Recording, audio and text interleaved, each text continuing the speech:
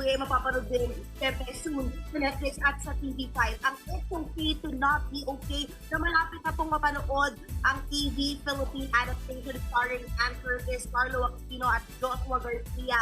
At eto pa ha, meron pa tayong chika tungkol sa dabarkads natin si Riza May Dizon na isang certified queen. Tama raw na! Narito po ang report. Dizon, Riza May. Graduate na sa senior high school si Riza May Dizon.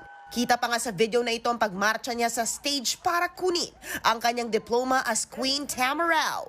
Thankful naman si Riza sa kanyang pamilya, mga kaklase at guro para raw sa ibinigay sa kanyang pasensya, pangunawa at suporta.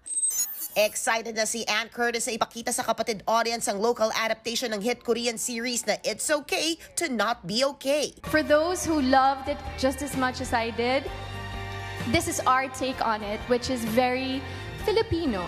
Diba? Na parang, don't worry, hindi siya mag-veer away masyado from the original, but new souls that will tell a new story. Gaganap siya rito bilang si Mia.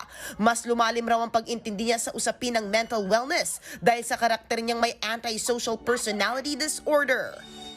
I think the sensitivity of it, that being there for someone who has a mental health condition or issue, it should not be a burden. It's a sign of love.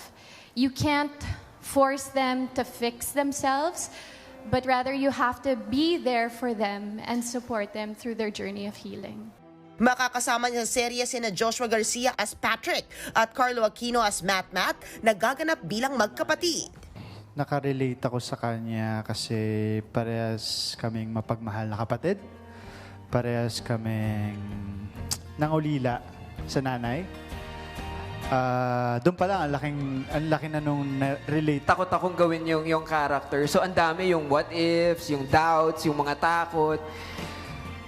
Eh, lumaki ng lumaki. Lumobo ng lumobo yun.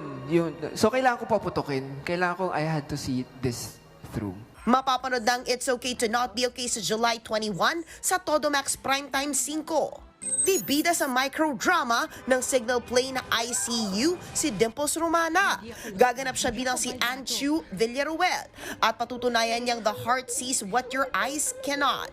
Ang ICU ang isa sa mga unang batch ng Media Quest at Signal Originals sa vertical drama format. I really didn't have time to do a series. And this time when I was offered by Media Quest, I was so excited kasi bago yung konsepto. Kasama ni Dimple sa serye ang mga aktor mula sa matagumpay na Ang Himala ni Nino na sina Zion Cruz at ang recent KBP Golden Dove Awards Best Actor na si Cedric Juan.